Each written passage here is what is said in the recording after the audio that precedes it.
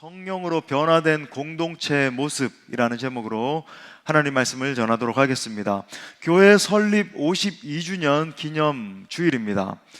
이 52주년을 맞이하기 위해서 우리는 지난 3년 동안 정말 지난하게 이 코로나 팬데믹과 싸우면서 왔습니다.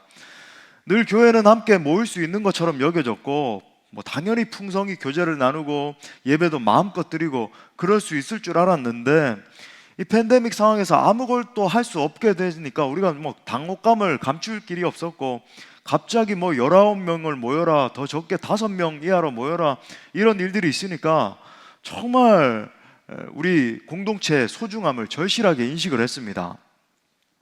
또 이 팬데믹과 여러 가지 시대적인 상황의 여파로 한국 교회가 큰 위기를 맞게 됐어요. 이전에도 한 10년, 15년 어간의 위기다 말은 했지만 이렇게까지 지난 3년 동안에 맞이했던 그런 상황과는 전혀 달랐던 거죠. 지난 3년 동안에만 여러분 많이 들어오셨겠지만은 약 1만 5천 개에서 2만 개에 달하는 교회가 사라졌어요. 여러분 이렇게 지나다니시면서 상가 건물에 이렇게 교회 간판이 있다든지 이런 거 딱 보실 수 있잖아요. 그죠? 십자가가 아직 달려 있다든지. 그런데 텅텅 비어버렸습니다. 또 교회들마다 다음 세대 아이들의 웃음소리를 점점 들을 수 없게 됐고, 그래서 교회들은 상존은 하고 있지만 다음 세대 주일학교가 사라진 교회가 한국 교회 여러분 60%에 달해요. 그러니까 40% 미만만 주일학교가 존재하고 있습니다. 또 물론 이 인구 감소의 여파도 있겠지만 주의 길을 가기 위해서 신학교에 들어가는 신학생들의 이 숫자가 급감을 해버렸어요. 그러니까 제가 이제 신학 공부를 하던 한 20년 정도 됐나요? 그때만 해도 한 5대 1씩 그랬습니다. 우리 총신신대원 같은 경우에. 근데 지금은 작년에 미달이 돼버렸어요. 그러니까 더 이상 고난을 짊어지려고 하는 사람들의 숫자도 줄어들고 있고 하나님을 경외하는 이들의 숫자가 급감하고 있고 자연적으로 교회들이 점점 힘을 잃어가고 있단 말입니다. 자, 이러한 위기의식 가운데 정말 우리가 인식을 하고 있는데 제가 붙드는 단 한 가지가 무엇인가, 정말 절박하게 우리 오늘 목사님 귀하게 기도해 주셨지만 바로 성령의 부으심입니다. 다른 비결이 없어요. 성령의 임재예요. 다시 이 위기를 극복하고 한국교회가 일어날 수 있는 유일한 방법, 성령의 비상한 부으심, 부흥밖에 없다라고 저는 절박하게 붙드는 겁니다. 성령님이 임하신 공동체와 사람들에게는 확연한 변화가 일어납니다. 성령이 임한 교회에는 성령의 감동이 있죠. 성령님의 능력과 지혜와 은사가 막 터져 나옵니다. 그래서 우리 인간의 시각에서 제한할 수 있는, 물론 우리 인간의 시각은 당연히 제한될 수밖에 없어요. 그런데 그걸 초월하는 어떤 활력이 일어나고 영성이 터져 나오고 폭발적인 번식과 성장의 역사가 일어나게 됩니다. 예배가 살아나고 영혼 구원의 역사가 일어나고 또 온 열방에까지 나아가서 선교하는 교회로서 탈바꿈하는 유일한 비결, 바로 성령의 임하심입니다. The presence of the Holy Spirit, 성령의 임재예요. 오늘 우리는 그 공동체의 모습을 함께 상고해 보고자 하는 겁니다. 교회다운 교회는 과연 무엇이고 그걸 위해서 정말 우리가 절박하게 붙들어야 되는 가치가 무엇인지 살펴보려고 하는 겁니다. 말씀을 통해서 다시 한 번 더 우리 모두에게 해당되는 거예요. 우리 공동체적으로 그냥 뭉뚱그려서가 아니라 정말 우리 각자 모두를 교회로 부르신 그 성령의 음성을 듣는 시간 될 수 있기를 바랍니다. 그래서 정말 주님 오시는 그날까지 교회로서의 정체성을 지키면서 더 굳건하고 건강한 공동체로 서 나가는 우리 수원 동부 교회 되기를 간절히 축원합니다. 자, 3가지로 살펴보겠습니다. 첫 번째는 성령이 임하실 때에만 진정한 공동체가 회복됩니다. 우리 한번 따라합시다. 성령이 임하실 때만 진정한 공동체가 회복된다. 자, 오늘 본문을 통해서 확인할 수 있는 이 교회가 초대교회잖아요. 이 초대교회의 자명한 모습이 무엇이었는가? 한마디로 행복했어요. 너무 행복한 그런 공동체였죠. 46절에 보니까 기쁨과 감사가 막 터져나오는 그런 공동체였다는 걸 우리가 느낄 수 있죠. 성도 간에 뜨거운 사랑의 교제가 있었고 모이기를 힘쓰고 예배 때마다 성령의 임재가 가득했습니다. 몇 구절만 살펴보면 42절에 그들이 사도의 가르침을 받아 서로 교제하고 떡을 떼며 오로지 기도하기를 힘썼다. 44절에서 믿는 사람이 다 함께 있어 모든 물건을 서로 통용했다. 이거 뭐 상식적인 일이 아니잖아요. 그 다음에 46절에 날마다 마음을 한 마음으로 같이 해서 성전에 모이기를 힘쓰고 집에서 그죠? 떡을 떼면서 기쁨과 순전한 마음으로 음식을 먹었다. 우리 부패한 인간 본성, 이기적인 우리의 속성을 생각할 때 이건 뭐 도무지 이해가 안 되는 구절들 아닙니까? 자, 그렇다면 어떻게 이런 일들이 가능했는가? 바로 성령의 강림하심이에요. 신약교회의 태동 자체가 오순절 성령 강림으로 말미암아 이런 교회가 딱 이렇게 태어난 것 아니겠습니까? 자, 성령님이 강림하셔서 역사하기 시작하자 어떤 일이 일어나는가? 신학적으로 생각을 해보면 가장 먼저 하나님과 사람이 하나가 되었어요. 오순절 성령이 강림했다라는 게 뭐죠? 그 거룩하신 하나님, 우리가 이름도 부를 수 없을 정도로, 형언할 수 없을 정도로, 그죠? Almighty God, Holy, Holy, Holy, Almighty, 그죠? 거룩하다, 거룩하다, 전능하신 이여 부르는 그 하나님의 영이 이 부패한 인간 가운데 내려오신 거예요. 그게 여러분 오순절 성령 강림 사건의 핵심이잖아요. 여기서 성령이 오셨다는 개념이 단순히 어떤 뭐 형이상학적이고 어떤 우리 젊은이들 좋아하는 그런 어떤 느낌적인 느낌 뭐 그런 거 아니에요. 추상적 개념이 아니라 실제 존재론적으로 임하셔서 그 사람 안에 있는 추악한 본성을 태우시고 그 사람을 실제 다스리시기 시작했다는 말입니다. 그래서 성령 강림으로 말미암아 사도 바울이 그렇게 고백한 것처럼 주님이 내 안에 내가 주님 안에, 그죠? 주님이 내 안에 내가 주님 안에 깊은 연합의 역사가 일어나게 된 겁니다. 자, 제가 특별히 이제 오순절 성령 강림하심으로 말미암아 일어난 현상이 방언이라고 말씀드렸잖아요. 제가 이제 성령의 언어를 따라 말하다 그 설교에서 말씀드린 것처럼 방언이 단순히 어떤 신비적인 현상, 와 희한한 언어가 나오네, 이런 현상을 뛰어넘은 의미가 있다고 말씀드렸죠. 창세기 11장에서 교만해진 인간이 열심히 막 바벨탑을 갖다가 뚝딱뚝딱 쌓아 올렸잖아요. 그러면서 일어난 사건이 하나님이 너희 안 되겠다, 그건 교만의 결과야 하면서 인간을 흩으셨는데 그때 일어난 현상이 언어의 혼잡함 아닙니까?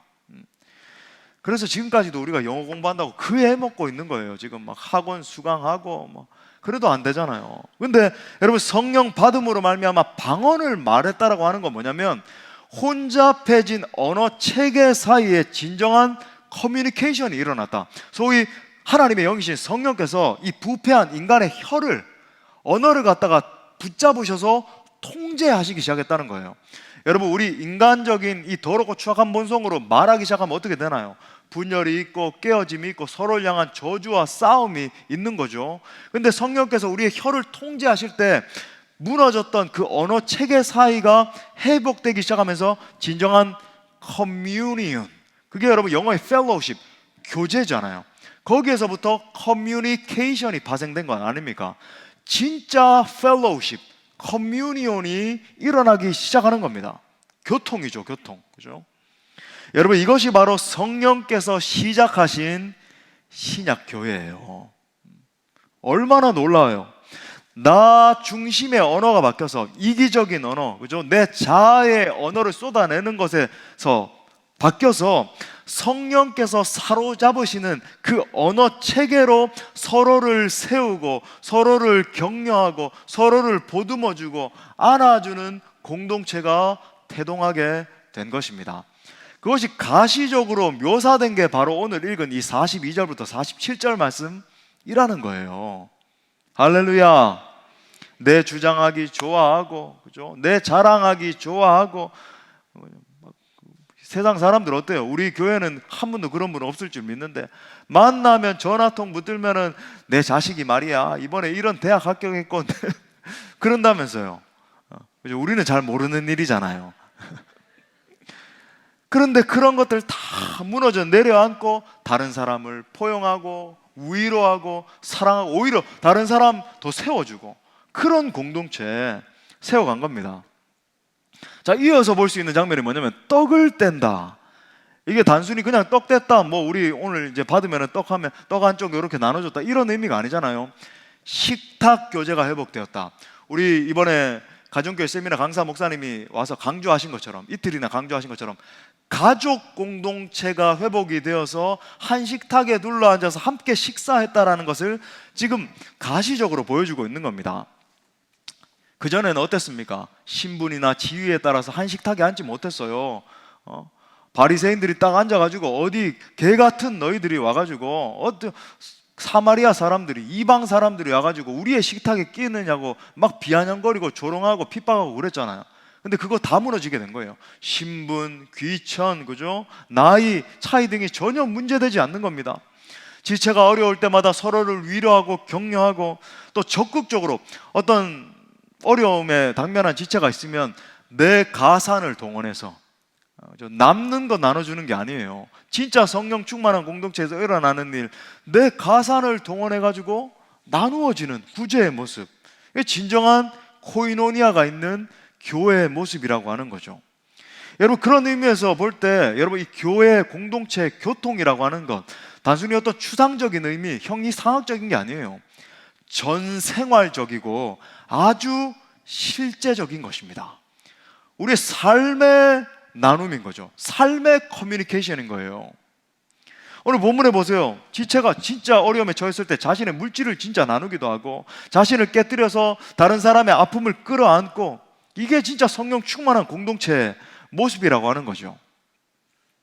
저는 우리 공동체로부터 정말 이러한 아름다운 진정한 커뮤니언, 교제가 일어날 수 있기를 바랍니다. 자, 그런데 우리가 두 번째로 살펴봐야 될 것, 오늘날 이 교회의 현주소는 어떠냐는 거예요. 우리의 현주소는 어떠한가? 어떤 위기를 당면하고 있는가? 초대교회 이후에 주님 역사하심이죠.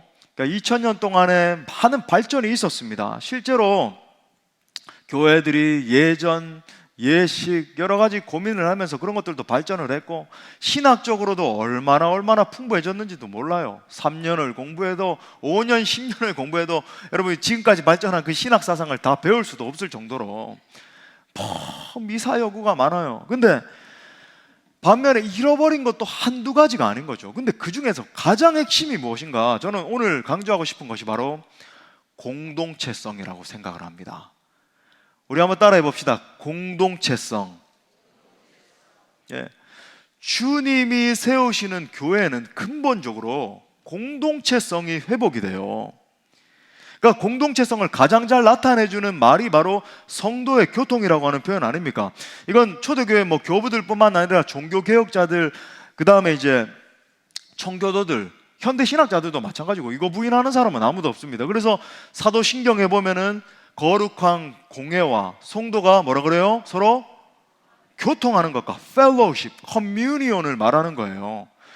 그러면 우리가 그렇게 오늘도 고백했고 언제나 예배 때마다 고백하는 그 성도의 교통이라는 게 과연 진짜 뭔가? 성도는 뭡니까?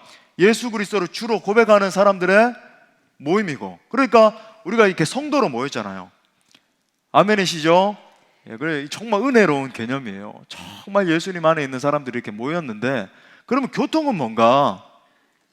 단순히 여러분 그냥 대화 나누고 그래 모입시다 해가지고 이렇게 뭐 그죠, 로타리 클럽 하는 것처럼 세상적인 대화나 하고 이런 게 아니에요. 이 교통이라고 하는 것은 진짜 공동체 연합이죠. 커뮤니언이라고 하는 것에서부터 커뮤니케이션이 나왔다 그랬잖아요, 그죠? 소위 깊은 관계성이 회복이 되어서 진정한 소통이 일어나는 공동체성을 말하는 겁니다. 쉽게 말해 여러분, 이 성도의 교통은 진짜 그리스도인들이, 나도 진짜 예수 그리스도 안에 있어서 진짜 그리스도인이 되고, 너도, 그죠? 그도 한 명 한 명이 정말 예수님과 깊이 교통하는 가운데 진짜 그리스도인이 되고, 그들이 만남으로 말미암아 진정한 회복의 공동체를 이루는 거라는 거죠. 자, 이것이 여러분들에게 이제 언어로 이해가 잘 안 될 수 있기 때문에 제가 표를 좀 준비를 했어요. 좀 한번 보여주시죠. 자, 바로 이런 겁니다. 내가 있어요, 그죠? 내가 있어요. 그 다음에 어떤 지체가 있습니다. 여러분, 어떨 때 이 두 사람이 만나게 되나요? 점점 하나님께로 가까이 갈 때, 내가 있고 지체가 있을 때, 여러분 서로 커뮤니케이션 하려고 그냥 단순히 세상적인 언어로 커뮤니케이션 하려고 그러면 어떤 일이 벌어질까요? 거기에서부터 싸움도 일어나고 삐지기도 하고 상처도 받고 그렇게 돼요. 근데 내가 하나님께 가까이 가고 이 지체가 하나님께 가까이 갈 때 진정한 만남이 이루어질 수 있어요. 그 다음에 이렇게 연결되어 있습니다. 그죠? 하나님과 나와의 관계와 나와 너와의 관계가 연결이 되어 있어요. 그 다음에 진정한 코이노니아, 이거 지금 헬라어예요. 그죠? 코이노니아가 회복이 될 때 결국은 뭘 감당할 수 있게 된다고요? 사명 감당할 수 있게 된다는 거예요. 우리 한번 따라 합시다. 사명 감당하게 된다. 예, 다시 저를 보십시오. 그런데 이 시대를 볼 때 이 교회의 본질이라고 할 수 있는 성도의 교통이 너무나 무너져 있다는 것을 보게 됩니다. 교회가 성숙해지고 정말 교회다워지기 위해서 붙들어야 되는 가치인데 이게 너무나 많이 무너져 있어요. 그래서 여러분 히브리 기자가 뭐라고 고면하는지 한번 우리 읽어보겠습니다. 히브리서 10장 24절부터 25절 우리 다 같이 읽어볼까요? 시작. 서로 돌아보아 어떤 사람들의 습관과 같이 하지 말고 오직 권하여 그날이 가까이 볼수록 더욱 그리하자. 그날이 뭡니까? 마지막 때죠. 주님 재림이 오면 올수록 근데 이 반대급부의 현상이 일어난다는 거예요. 그렇기 때문에 우리가 더욱 그리하자 뭡니까? 더 막 이 펠로우십을 성도 안에 교제가 풍성하게 일어날 수 있도록 사력을 다해서 노력해야 된다는 거예요. 왜 그럴까요? 제가 그거에 대해서 이 반대급부의 어떤 영적인 패턴이라 그럴까요? 바로 이 시대죠, 그죠? 뭐 다른 시대 볼 것 없이 바로 이 시대에 일어나고 있는 현상들을 제가 몇 가지만 분석을 해봤습니다. 5가지를 제가 여러분들에게 말씀드릴 수 있을 것 같은데 여러분 정말 경계로 삼으셔야 돼요. 첫 번째는 뭐냐면 구원 받았으면 됐지 더 이상 교회는 필요 없다라고 주장하는 겁니다. 제가 이거 그 팬데믹 시대에 몇 번이나 강조했던 건데 아마 처음 듣는 분들도 계실 수 있는데 이걸 갖다가 무교회주의라고 불러요. 무교회주의. 아마 여러분 인터넷 선상에서 아마 이런 주장하는 그러니까 목회자도 아니죠. 그런 사람들 아마 종종 봤을 거예요. 막 조회수가 몇만 건씩 되고 그런데 그래서 교회가 필요 없기 때문에 11조도 뭐 할 필요도 없고 그건 구약 개념이지 그거는 성경을 반쪽밖에 몰라서 그래요. 제가 이 설교 지금 시간이 아니기 때문에 설명드릴 시간이 없습니다만 신약에는 여러분 11조 개념이 더 확대돼서 사실 연보 개념으로 확장이 됐거든요. 우리 주님도 연보를 말씀하셨고 사도 바울도 연보에 대해서 강조해요. 연보는 뭐냐면 쉽게 말하면 내 전 재산이 하나님 것이니까 내 전 삶을 들여 전 재산을 들여서 그죠? sacrifice, living sacrifice 살아있는 희생제물로 다 드리는 걸 말해요. 여러분 다 드리실래요? 10분의 1 드리실래요? 근데 이것도 아니고 사실은 우리가 붙잡아야 되는 건 연보의 개념인데 그런데 우리가 최소로 정말로 우리의 정성을 보여드리는 게 여러분 11조이기 때문에 우리가 11조의 개념을 붙들고 있는 거고 그죠? 우리가 성도의 의무로서 지키는 겁니다. 그래서 여러분 주님 오시는 날까지 지켜야 될까요? 안 지켜야 될까요? 예, 지켜야 돼요. 최소의 가치예요. 최소의 가치. 근데 여러분 이 신학적으로 이런 식으로 반쪽만 구약에서만 있었고 이런 식으로 설명하니까 아무것도 모르니까는 성도들은 다 그런가 교회 갈 필요도 없다 모일 필요도 없다 그래놓고 온라인 계좌 만들어 놓고 자기들 할 건 다 하고 뭐 여러분 잘못된 사상입니다. 이 무교회주의 교회를 파괴시키려고 하는 운동. 두 번째는 뭐냐면 영적인 일에 대한 무관심이죠. 왜 그럴까요? 너무나 이 현실주의가 팽배한 거예요. 내 아파트 뭐 평수를 늘려가고 사람들 앞에 보여주는 뭐 내 고급차 하나 몰고 이런 가치들이 너무 많이 발전돼 있으니까 영적인 일에는 자연스럽게 눈을 감게 되는 거예요. 세 번째, 영적인 우월감과 교만이죠. 쉽게 말해서 이렇게 생각하는 겁니다. 내 공동체에서 얻을 게 뭐냐는 거예요. 내가 뭐 신학적인 지식도 책들 사보면 되지. 뭐 예배도 인터넷을 통해서 그냥 나 혼자 드리면 되지. 나 혼자 잘 믿으면 되지 하면서 공동체는 필요 없다라고 주장하는 겁니다. 여러분 한번 실험을 해보십시오. 한 달 정도만 여러분 교회 나오지 말고 집에서 혼자 한번 예배 드려보세요. 하지 마세요. 한번 해보세요. 여러분 하지 마세요. 바로 여러분의 신앙이 급감하는 것을 여러분 느끼게 될 거예요. 이건 뭐 내가 신앙이 있는지 없는지 뭐 세상 사람들하고 별반 다를 게 없다는 것을 발견하게 될 겁니다. 모여서 함께 예배하는 게 얼마나 중요한지 몰라요. 특별히 현장에서. 또 네 번째, 당연히 이 마지막 때에 현상적인 위협들이 있겠죠. 팬데믹은 뭐 물론이고 기근과 지진과 처치, 전쟁, 소문 이런 것들을 통해서 계속 모이지 못하도록 사탄이 방해하고, 마지막 다섯 번째는 극단적인 이기주의죠.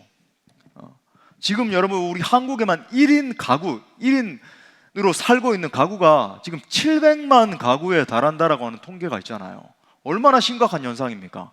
그냥 뭐 나 혼자 살고 나 혼자 잘 먹고 잘 살고 나오기 싫다는 거예요. 홈라이프, 그죠? 고독사가 증가하고, 그러다 보니까 공동체성을 점점 잃어버리고 있다. 자, 여러분 반드시 기억하십시오. 주님 오실 날이 가까우면 올수록 히브리 기자가 말한 것처럼 이런 현상들은 더욱더 극명해질 것입니다. 사탄은 어떻게 해서든지 교회의 이 공동체성을 무너뜨리기 위해서 이런 현상들을 통해서 우리를 자극할 거고, 나가지 마, 필요 없어, 혼자 해도 괜찮아, 교회 그 뭐 공동체 뭐가 필요 있어, 나 혼자도 잘 믿을 수 있지, 계속 그렇게 할 거예요. 수만 가지 이유를 만들어서. 여러분 이럴 때 그냥 타협하고 넘어지면, 쉽게 말해 여러분, 다시 일어서기가 너무 어려워요. 저는 우리 교회에 오는 그 안나가, 그죠? 가난한 성도님들 너무 환영합니다.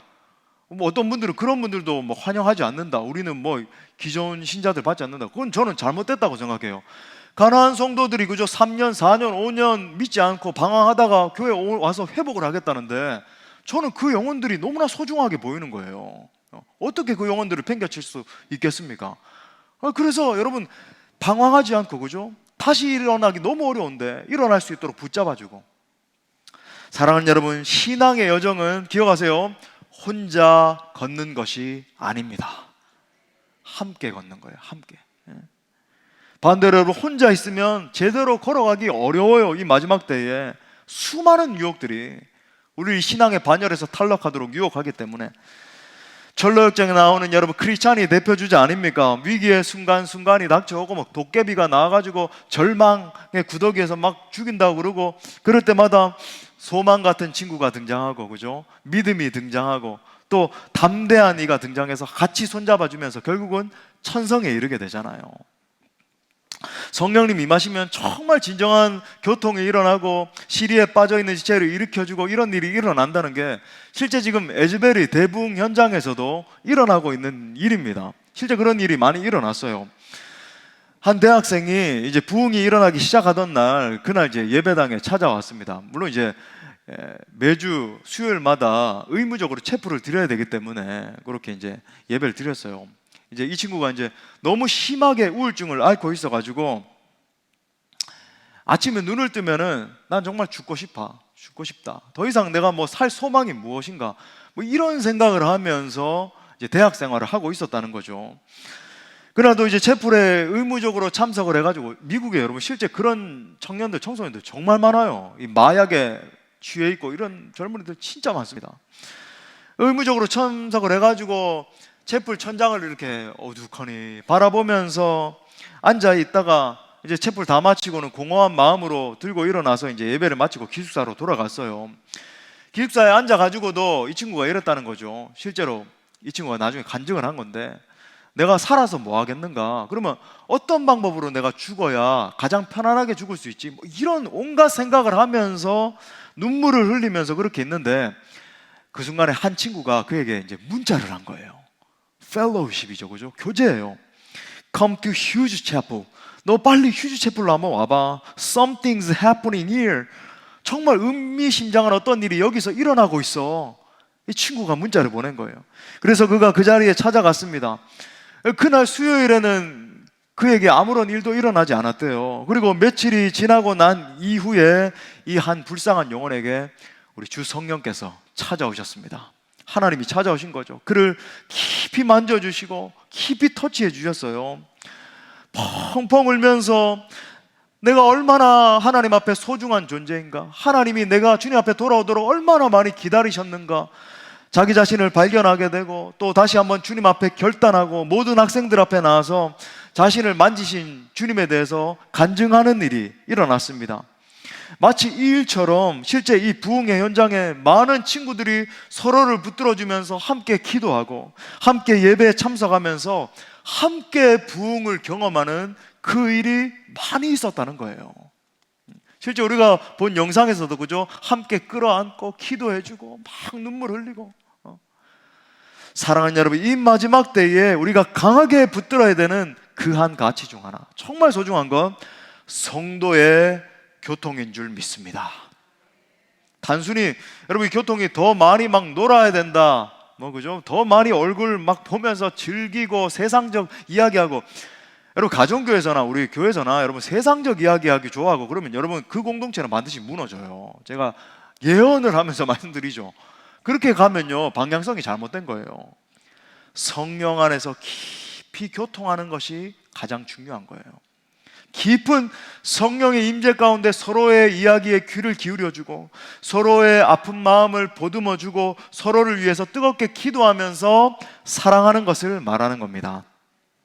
그러므로 우리 교회의 모임마다 성령 안에서 진정한 교통이 일어나는 역사가 충만할 수 있기를 간절히 축복합니다.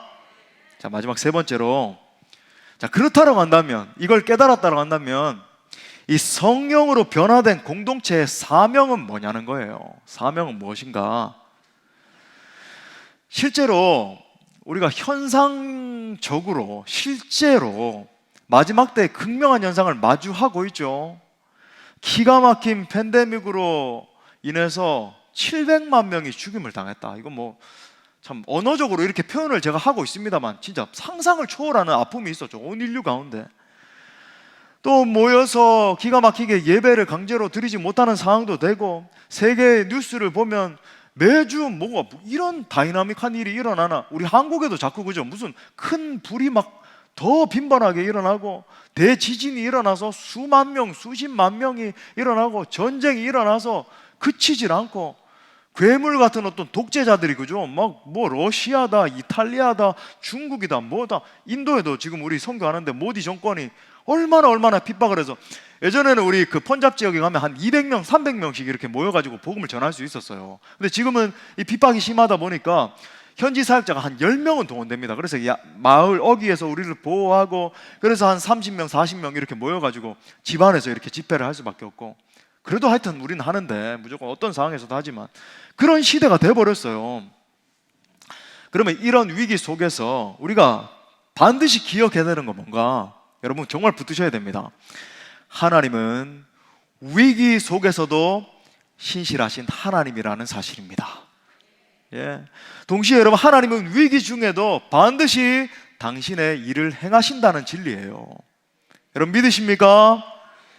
사실 여러분 기독교 역사를 보면 정말 많은 위기가 있었잖아요. BC 586년에 예루살렘 성전이 회파되고 유대인들이 그죠? 포로가 돼가지고 끌려가서 바벨론에서 노역을 하고, 사실 여러분 이게 포로로 끌려갔다 이거 자체도 정말 끔찍하지만 유대인들에게 있어서 왜 그렇게 슬퍼하고 실제 애가를 부르면서 고백을 하잖아요.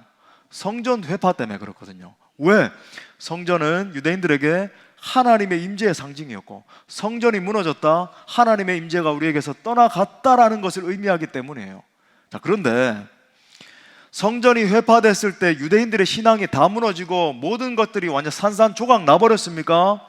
그렇지 않아요. 잠시 슬퍼하는 일은 있었다 할지라도 오히려 영적인 전환이 일어나잖아요.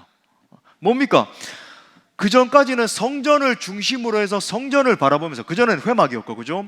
하나님이 임하신다, 하나님이 말씀하신다, 대제사장을 통해서 말씀하셨다, 우리가 그걸 준행하자, 이렇게 신앙생활을 했는데 이제는 성전이 아니라 우리 가운데 임하신 하나님의 말씀 붙들고 신앙생활하자, 말씀 중심의 신앙 공동체로 대전환하는 역사가 일어났죠. 그래서 여러분 바로 복귀한 다음에 일어났던 부흥의 역사의 현장을 보면 우리가 정말 사모하는 그 부흥이죠. 어떻습니까? 학사 에스라가 수문학 강장에서 하나님의 말씀을 선포하잖아요. 말씀을 펴들고 이스라엘 백성들에게 과연 이 말씀이 어떠한가 풀어서 설명하기 시작할 때 당시에 무슨, 여러분 장면을 상상해 보세요. 마이크가 있었나요? 마이크도 없었어요. 아마 이런 형태였을 것 같아요. 수만 명이 이렇게 모여 있었으니까 에스라가 말씀을 풀어 설명하면, 그죠? 천부장, 백부장들이 그 말씀을 듣고 전달하는 거예요. 이 말씀이 이런 말씀이에요. 이 말씀이 이런 말씀이에요. 그러면 사람들이 다 서 있었대요. 그죠? 선체로 그 말씀을 전달하고, 아, 그렇구나. 이 말씀이 과연 이런 말씀이었구나. 깨달아지는 역사가 일어날 때 사람들이 어떻게 반응했다고요? 온 이스라엘 백성들이 울었더라. 하나님의 말씀 앞에 사람들이 일어선 채로 펑펑 우는 거죠. 말씀의 부흥이 임한 것입니다. 부흥이 임한 거죠. 말씀의 부흥. 또 다른 대표적인 예가 있잖아요. 초대 예루살렘 교회에 불어닥친 박해 사건 아닙니까? 이 장면 이후에, 그죠?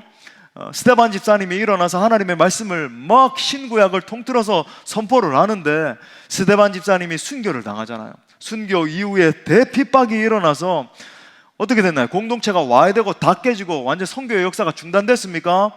아니에요. 이들이 막 유럽 지역으로, 그죠? 막 아시아, 지금으로 말하면 터키 지역, 소아시아 지역으로, 갑바도기아로 막 흩어졌을 때 비로소 안디옥 교회가 태동하게 되고, 안디옥 교회가, 그죠? 사도 바울을 파송해서 사도 바울을 통해서 온 유럽 지역이 복음으로 뒤덮이는 역사가 그로 말미암아 일어나게 되잖아요. 영적인, 여러분, 역전 현상이죠. 여러분, 하나님은 살아 계십니다. 하나님은 지금도 동일하게 역사하고 계세요. 물론 정말 우리가 통과하고 있는 이 시대가 정말 아픔의 시대이고, 저도 여러분 우리 성도들 생각할 때 참으로 이 힘겨운 시대를 통과할 때 얼마나 힘들까 생각하면서 절로 막 기도가 나와요. 하나님, 우리 성도님들 도와주십시오. 기도가 나오는데, 하지만 여러분, 우리는 이 시간을 통해서 진정한 하나님의 음성을 들어야 됩니다. 한국교회의 부흥기, 어떤 성장기라 그러죠. 성장기에는 볼 수 없었던, 예전에는 교회 문만 열어놔도 성도들이 몰려오고 그래서 그랬잖아요. 막 대부흥이다 그래가지고 100만 명이 여의도 광장에 모여가지고 막 회개하자, 빌리그레암 집회도 있고 그랬는데, 우리는 그런 시대가 아니잖아요. 메마른 시대라고 이야기하고 교회들이 위축된다라고 이야기하고 다음 세대가 사라지고 있다라고 하는 이 시대지만, 바로 여러분, 우리는 이 마지막 때에 특별하게 우리를 안위하시면서 말씀하시는 성령의 음성을 들을 수 있는 겁니다. 특별한 음성이요. 하나님 반드시 피할 길을 내시고 우리 수원 동부교회 모든 권속들을 더 큰 하나님의 계획에 반드시 동참케 하실 거예요. 영적인 브레이크트루, 그죠? 정면 돌파가 일어나는 겁니다. 할렐루야. 자, 그러면 이렇게 이제 대전제를 삼고 넘어가면 안 되겠죠. 구체적으로 어떻게 이 위기를 기회로 만들 수 있을까요? 우리가 정말 붙들어야 되는 가치, 제가 적용점 3가지만 드리겠습니다.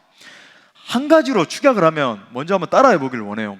성령으로 변화된 공동체로서의 정체성을 사수합시다. 성령으로 변화된 공동체로서의 이 정체성을 우리가 정말 사수해야 돼요. 그러기 위해서 3가지 적용점. 첫 번째, 함께 모여서 하나님을 예배하는 것에 힘써야 됩니다. 힘써야 돼요. 자, 오늘 46절 상반에 보니까 날마다 마음을 같이하여, 똑같은 마음으로 성전에 모이기를 힘쓰고 집에서 떡을 떼며 기쁨과 순전한 마음으로 음식을 먹었다. 여러분, 모이기를 힘쓰는 것이 공동체성의 핵심이에요. 모이기를 힘쓸 수 있기를 바랍니다. 여러분, 주님 오실 날이 가까우면 올수록 제가 말씀드렸잖아요. 사탄의 전략은 너무 뚜렷해요. 모이기를 패하려고 수단과 방법을 동원해서, 그죠? 심지어 엉뚱한 목회자들이 무교회주의를 주창함을 통해서 그런 식으로 패하게 만드는 거죠. 성도들로 하여금 예배드리지 못하게 하는 거예요. 왜냐? 성도들이 공동체로 모이고, 그죠? 예배드리기 시작할 때 큰 역사가 일어나고 큰 사역이 일어난다는 것을 아니까 어떻게 해서든지 수만 가지 모이지 못하게 하는 이유를 만드는 거예요. 히브리 기자의 권면을 다시 들어보세요. 히브리서 10장 25절에 보니까 모이기를 패하는 어떤 사람들의 습관같이 하라 그래요? 하지 말라 그래요? 하면 안 돼. 절대 하면 안 돼. 오직 서로 권하여서, 제가 여러분에게 이거 지금 권하고 있는 거예요. 권하여 그날이 가까움을 볼수록 더욱 그리하자. 할렐루야. 사랑하는 여러분, 우리는 어떻게 해서든지 모이기에 힘써야 돼요. 정말 모여서 사력을 다해서 정말 최선을 다해서 경배하고 찬양하고 기도하고, 혹시나 이제 예배에 뒤처지는 그런 지체가 있으면 가만 뭐 때가 되면 돌아오겠지, 이거 아니고 자꾸 붙잡아주면서, 그죠? 우리 함께 예배합시다. 우리 함께 금요 성령 집회라도 나가서 한번 부르짖어봐. 부르짖으면 하나님 기도 응답하실 거야. 내가 이렇게 응답 받았어. 막 간증하면서 막 세워주고, 그죠? 가정교회 예배 한번 나와봐. 우리 같이 할 때 공동체성이 회복되고 정말 진정한 사랑이 세상에 없는 그런 펠로우십이 일어나는 거야. 막 세워주고. 그렇게 힘써야 되는 거죠. 자, 두 번째 적용점, 관계적 공동체로서의 정체성을 붙들어야 됩니다. 이거 한번 따라합시다. 관계적 공동체로서의 정체성을 붙들어야 한다. 자, 사도 베드로가 이렇게 말해요. 에베소서 4장 16절에서 그에게서 온몸이, 우리가 온몸이에요, 각 마디를 통하여 도움을 받음으로 서로 연결되고 결합되어, 교회의 신비에 대해서 이렇게 지체로, 그죠? 표현을 하죠. 각 지체의 분량대로 역사하여 그 몸을 자라게 하며 사랑 안에서 스스로 세우느니라. 이게 교회라는 거죠. 예? 여러분, 교회는 그냥 각자 예배드리고 각자 흩어지는 공동체 절대 아닙니다. 혹시나 이런 지체들은 괜찮아요. 허락합니다. 우리, 그죠? 가난한 성도로 있다가 뭐 상처받고 이렇게 연약해서 저는 좀 회복이 좀 필요해요. 좀 혼자 그렇게 좀 예배드리면서 충분히 그러실 수 있어요. 정말 저는 그런 것도 환영하고 그렇게 하셔도 됩니다. 근데 여러분, 거기에만 머무셔서는 안 돼요. 회복하신 다음에는 반드시 가정교회로, 공동체 안으로 깊이 들어오셔야 돼요. 왜? 제가 말씀드린 것처럼 홀로는 절대 설 수 없거든요. 처음에는 그렇게 하셔도 돼요. 이렇게 좀 회복이 되고, 그죠? 치유가 되고 할 때까지. 왜냐하면은 교회 각 지체 간에 사도 바울의 설명처럼 유기적으로 연결되어서 서로를, 그죠? 막 뼈마디가 연결되어 있는 것처럼 세워주면서 성장하기 때문에 그런 것입니다. 우리 옆에 있는 시 한번 바라보면서 이렇게 고백해요. 너와 내가 연합함으로 말미암아 하나님을 만나는 곳입니다. 예, 맞아요. 너와 내가 연합해서 하나님을 만나는 것이 교회의 본질이다. 그래요, 여러분. 우린 정말 진지하게 질문 던져봐야 돼요. 나는 과연 이 공동체 안에서 정말 형제 자매들과 유기적으로 결속되어서 신앙생활하고 있는가? 성령의 교통이 일어나면서 신앙생활하고 있는가? 사실 여러분, 제가 이거 말씀드리려고 하는 건데, 이게 우리가 주창하고 붙들고 있는 가정교회의 핵심이에요.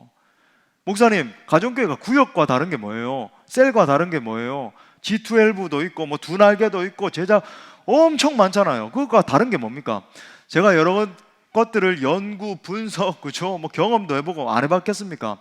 근데 철학적으로도 그렇고, 우리 이번에 강사 목사님 철학적으로 이렇게 많이 가르쳐 주셨는데, 성경적으로 파운데이션도 그렇지만은 실제 나타나는 그런 현상도 가정교회가, 여러분, 제가 볼 때는 성경적으로 가장 적합해요.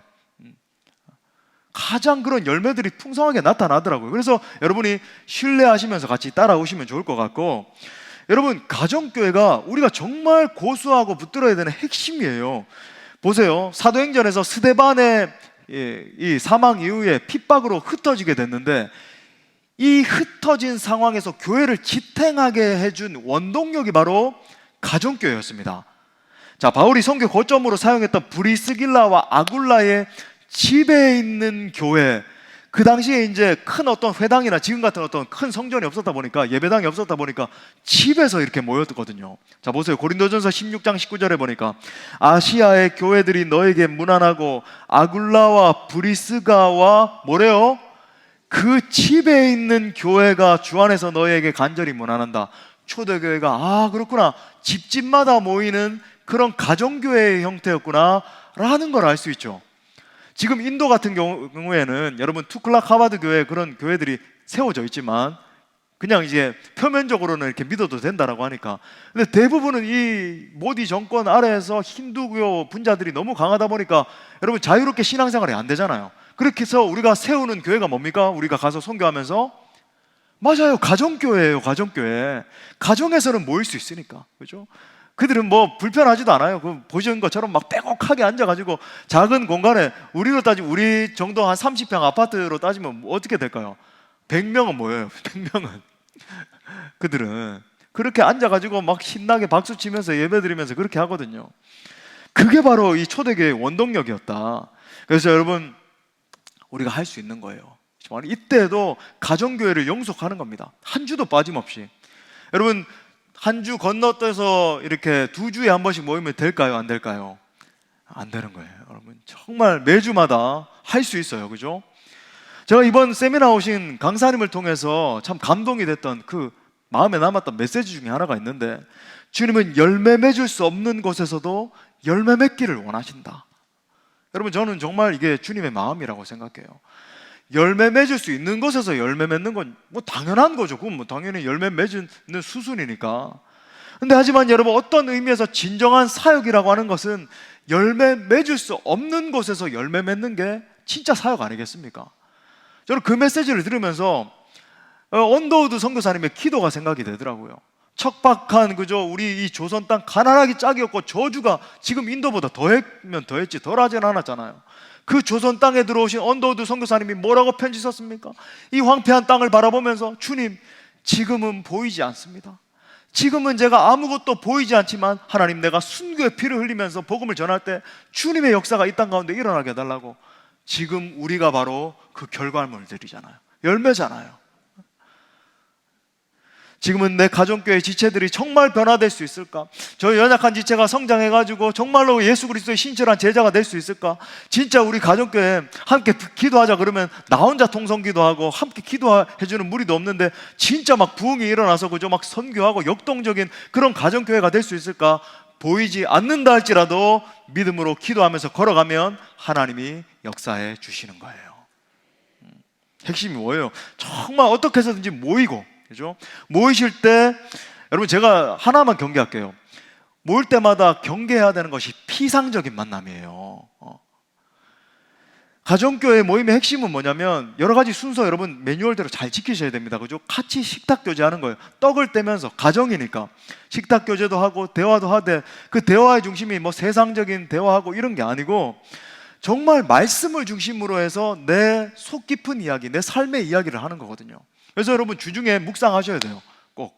우리 연약한 지체들은 3일 이상은 하셨으면 좋겠고, 우리 리더분들 또 성장한 지체들은 5일 이상은 반드시 묵상하시고, 그 다음에 묵상 가운데서 그죠, 먼저는 이제 주일날 받은 은혜 나누시고, 두 번째로는 묵상한 걸 중심으로 해서 정말 하나님이 이렇게 역사하셨습니다, 이렇게 답답하고 컬컬한 상황이 있었지만 통과하게 하셨습니다, 아니면 아직 기도가 응답이 없으면 기도해 달라고 부탁할 수도 있고, 깊은 마음의 이야기를 하는 거죠. 그렇게 하다 보면 6개월, 1년 하다 보면 마음이 더 깊어져가지고 정말 속 깊은 이야기까지 할 수 있는 공동체가 되는 거거든요. 물론 가정교회에서 나누는 모든 것들은 무덤에 갈 때까지 비밀로 지킨다, 이게 우리 철칙이거든요. 그래서 여러분 안심하시고, 제가 우리 리더분들에게도 계속 주지시켜 드리는 건데, 그렇게 나누십시오. 그러면 그 모임을 통해서 하나님이 여러분의 영혼과 삶을 만지시는 것을 경험하게 될 겁니다. 자, 마지막 세 번째, 끝까지 선교적 사명을 감당해야 됩니다. 마지막으로 따라합시다. 끝까지 선교적 사명을 감당해야 된다. 자, 이 점에 대해서 우리 예루살렘 교회를 보면 금방 깨달아지잖아요. 어떤 위기 상황 가운데서도 선교적 교회로 돌파하면서 나가잖아요. 선교학자 헨리 크레머가 이렇게 말했습니다. 엄격하게 말하면 교회는 항상 위기 가운데 있어야 된다. 교회는 명백한 실패와 고난을 통해서만 그 자신의 참된 성격과 선교에 전적으로 충실할 수 있기 때문이다. 그래서 여러분, 우리가 당면한 위기 상황은 정말 기회의 때가 될 수 있잖아요. 우리가 팬데믹 가운데도, 지금도 좀 덜 끝났습니다만 여러분도 그죠, 막 마스크 쓰고 계시고 그러는데, 2년 동안 우리가 전도를 쉬었을까요? 안 쉬었을까요? 쉬지 않았어요. 팬데믹 가운데도 그죠, 행복한 사람들의 축제를 통해서 했습니다. 팬데믹 전에는 정말 우리가 많은 성도들 초청해서 막 식사도 하면서 막 터져나가도록 모여가지고 기뻐하고 즐거워하고, 또 그 일을 통해서 많은 영혼들 구원받고 했는데, 팬데믹 가운데 쉽지는 않았죠. 밥도 뭐 먹을 수도 없고 아무것도 못하고 딱 앉아가지고 예배드리고, 첫 번째는 막 온라인과 오프라인을 병행하면서 막 쉽지 않고, 그래도 했어요. 왜? 때를 얻든지 못 얻든지 복음을 전파하라고 말씀하셨으니까, 여러분 이거보다 더한 핍박이 다가오고, 여러분 조롱이 다가오고, 그죠? 초대교회 같은 상황에서 사자굴에 들어가고 그러는데, 우리가 팬데믹 때 전도한다고 뭐 사자굴에 들어가고 그러진 않았잖아요. 그런 상황에서도 해야 되는데 우리 어떤 상황에서 못하겠습니까? 근데 여러분 그렇게 하고 나니까 어떤 일이 벌어지나요? 영적 자존감이 여러분 생기지 않던가요?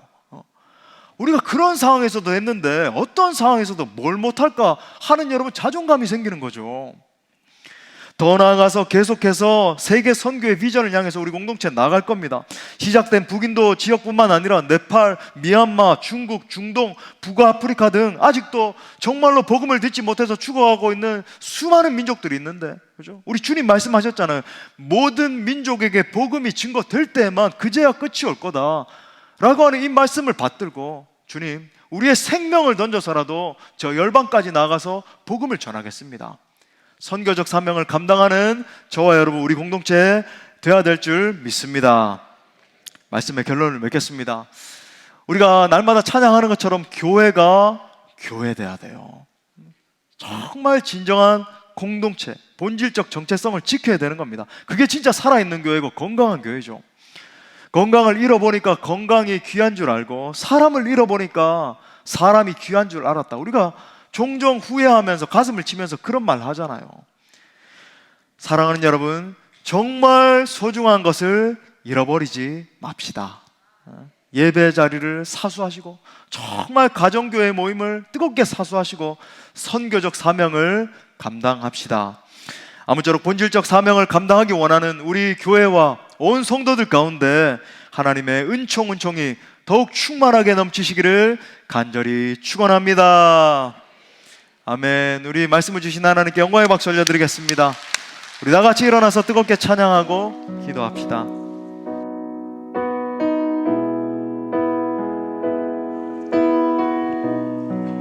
우리에겐 소원이 하나 있습니다. 우리에겐 소원이 하나 있네. 주님 다시 오시 그날까지 우리 가슴에 새긴 주의 십자가 사랑, 나의 교회를 사랑케 하네. 주의 교회를 향한 우리 마음, 희생과 포기와 가난과 고난, 하물며 죽음조차 우릴 막을 수 없네. 우리 교회는 이 땅의 희망은 교회를 교회되게, 예배 되게 우릴 사용하소서. 진정한 풍의 날 오늘 임하도록 사용하소서. 우릴 사용하소서. 우리 다시 한 번 더 간절히 소원하는 마음으로 우리에게 소원이 하나 있네. 언제까지? 주님 다시 오신 그날까지. 아멘. 우리 가슴에 새긴 주의 십자가 사랑, 나의 교회를 사랑케 하네. 주의 교회를 향한 우리 마음, 우리가 기꺼이 희생하고 포기하는 겁니다. 희생과 포기와 가난과 고난, 하물며 죽음조차 우릴 막을 수 없네. 우리 교회를 이 땅에, 아멘. 교회를 교회되게,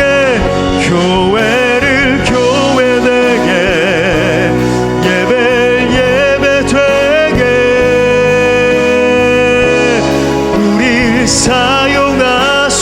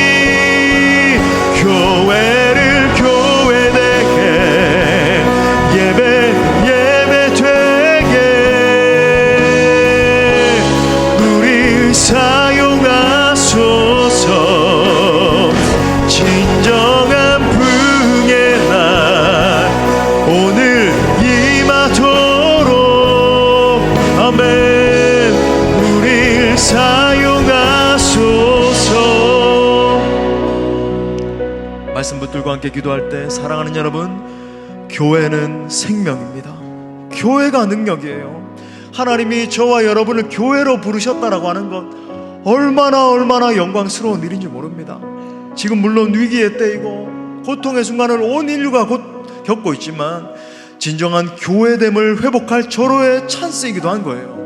이 시간 우리가 함께 결단하며 기도할 때, 하나님, 우리 교회가 진정한 교회 되게 하여 주옵소서. 주님 오시는 그날까지 교회됨의 정체성을 사수하며 세상이 우리를 조롱하고 핍박한다 할지라도 우리가 모이기에 힘쓰고 가정교회를 사수하고 선교적 사명을 감당하겠습니다. 주님, 우리에게 주 예수 그리스도의 명예가 달려있다는 것을 기억하면서 끝까지 사명 감당케 하여 주옵소서. 능력을 부어 주옵소서. 함께 동성으로 기도합시다. 주여, 하나님,